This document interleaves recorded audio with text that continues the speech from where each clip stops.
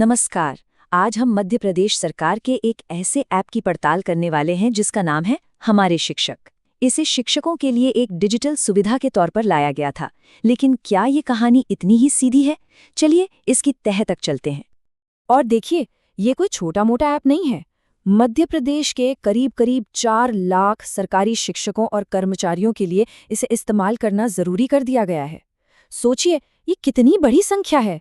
इसका मतलब है कि एक बहुत बड़ा, बहुत संवेदनशील डेटाबेस दांव पर लगा है। और यहीं पर सबसे बड़ा सवाल खड़ा होता है, क्या ये हमारे शिक्षक ऐप सच में काम को आसान बनाने वाली एक सुविधा है, या फिर उन लाखों कर्मचारियों के लिए डेटा सुरक्षा का एक बहुत बड़ा खतरा है, जिन्हें इसे इस्तेमाल करने के लिए मजबूर किया जा रहा है? तो देखिए, इस ऐप को लाने का मकसद था डिपार्टमेंट और शिक्षकों के बीच एक डिजिटल पुल बनाना। लेकिन इसकी नींव में ही, यानी इसके टेक्निकल स्ट्रक्चर में ही कुछ ऐसे झोल हैं जो कई गंभीर सवाल खड़े करते हैं। और हमारी पड़ताल यहीं से शुरू होती है। किसी भी डिजिटल पड़ताल में जो पहला सुराग होता है ना, वो अक्सर उसके पते में ही छिपा होता है। और इस ऐप के मामले में तो इसका वेब एड्रेस ही पहला और सबसे बड़ा रेड फ्लैग है। ये देखिए, इस ऐप का सारा कामकाज इसी वेब पोर्टल पर निर्भर करता है। अब जरा इसके आखिर में गौर कीजिए, लिखा है .in। किसी भी सरकारी सेवा के लिए ये एक बहुत ही अजीब बात है। यहाँ पर इन दोनों डोमेन के बीच का फर्क समझना बेहद जरूरी है।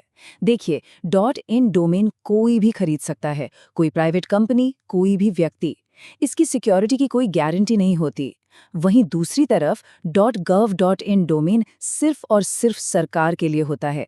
इसे नेशनल इंफॉर्मेटिक्स सेंटर यानी NIC मैनेज करता है, जो इसे बहुत ज्यादा सुरक्षित बनाता है। और ये कोई हमारा बनाया हुआ नियम नहीं है, ये एक सरकारी स्टैंडर्ड है। भारत सरकार का नेशनल पोर्टल हो, केंद्र का शिक्षा मंत्रालय हो, या खुद मध्य प्रदेश सरकार का अपना एजुकेशन पोर्टल, सबके सब .gov.in का ही इस्तेमाल करते हैं। तो सवाल एकदम सीधा है, जब सरकारी कर्मचारियों के इतने संवेदनशील पर्सनल और सर्विस रिकॉर्ड की बात हो, तो फिर एक असुरक्षित प्राइवेट डोमेन का इस्तेमाल आखिर क्यों किया गया?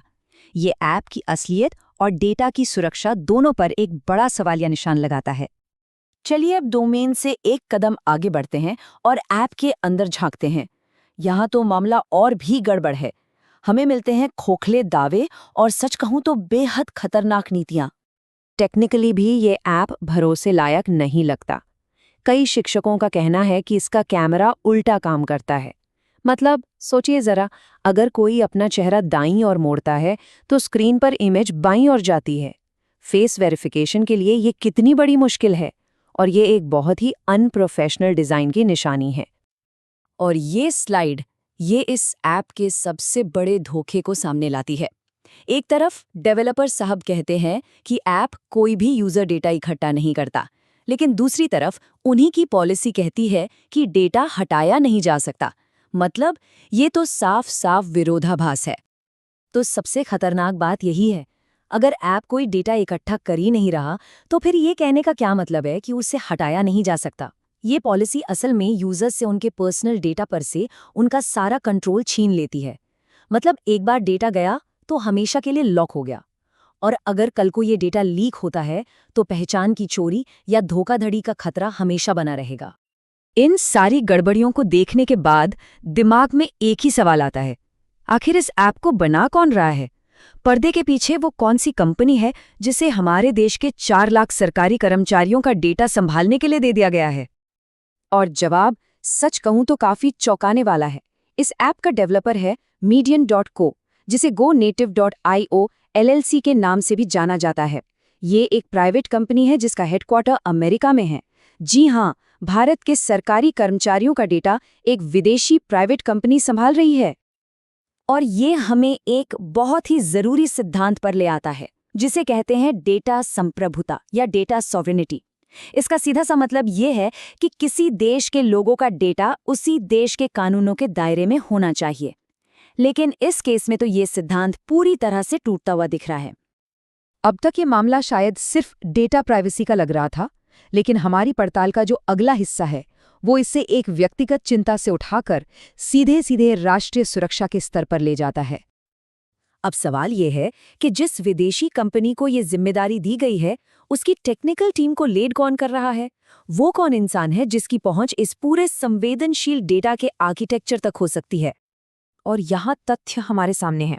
GoNative.io में इंजीनियरिंग डायरेक्टर के पद पर जो व्यक्ति हैं, उनका नाम है हुन्नैद हसन। ये कंपनी में एक बहुत सीनियर टेक्निकल पोजीशन है और उपलब्ध जानकारी के मुताबिक उन्होंने अपनी पढ़ाई पाकिस्तान के लाहौर में स्थित Punjab university college of information technology से पूरी की है। अब जरा इस पूरी चेन को देखिए। शिक्षकों का पर्सनल और सर्विस डेटा वो जाता है ऐप के डेटाबेस में, जिसे कंट्रोल करती है एक अमेरिकी कंपनी और जिसका टेक्निकल लीडरशिप एक ऐसे व्यक्ति के हाथ में है जिसकी शिक्षा दीक्षा पाकिस्तान में हुई है। ये स्ट्रक्चर संभावित रूप से एक विरोधी देश के नागरिक को हमारे सरकारी डेटा तक पहुंच का रास्ता दे सकता है। हमें ये समझना होगा कि किसी भी देश के लिए उसके सरकारी कर्मचारियों का डेटा एक रणनीतिक संपत्ति यानी स्ट्रेटेजिक एसेट होता है। इसका इस्तेमाल ब्लैकमेलिंग, जासूसी या सरकारी नेटवर्क में सेंध लगाने के लिए किया जा सकता है और भारत पाकिस्तान के तनावपूर्ण रिश्तों को देखते हुए ये सिर्फ एक टेक्निकल गलती नहीं बल्कि राष्ट्रीय सुरक्षा से जुड़ा एक बेहद गंभीर मुद्दा बन जाता है। ये सब कुछ देखकर एक सीधा और बहुत ज़रूरी सवाल खड़ा होता है, क्या मध्य प्रदेश के स्कूल शिक्षा विभाग ने इस ऐप को अनिवार्य बनाने से पहले कंपनी की कोई सिक्योरिटी जांच पड़ताल की थी? क्या उन्हें इस डेवलपर टीम की बनावट के बारे में कोई जानकारी थी? तो आखिर में हम घूम फिरकर उसी बहस पर वापस आ जाते हैं, सुविधा बनाम सुरक्षा। डिजिटलीकरण के नाम पर हम सुरक्षा के किन बड़े पहलुओं को नज़रअंदाज करते जा रहे हैं? एक गैर मानक प्राइवेट डोमेन से कहानी शुरू हुई, फिर विरोधाभासी डेटा नीतियों पे पहुंची, फिर पता चला कि कंट्रोल एक विदेशी कंपनी के पास है और अंत में एक ऐसे डेवलपर का कनेक्शन सामने आया जिसका ताल्लुक पाकिस्तान से है। ये दिखाता है कि कैसे एक मामूली सा दिखने वाला ऐप एक राष्ट्रीय सुरक्षा की चिंता में बदल सकता है। और ये हमें इस आखिरी सवाल के साथ छोड़ जाता है, हर चीज़ को तेज़ी से डिजिटल बनाने की इस होड़ में कहीं हम पारदर्शिता, सुरक्षा और राष्ट्रीय संप्रभुता जैसे सबसे बुनियादी सिद्धांतों को ही तो पीछे नहीं छोड़ रहे हैं? ये एक सोचने वाली बात है।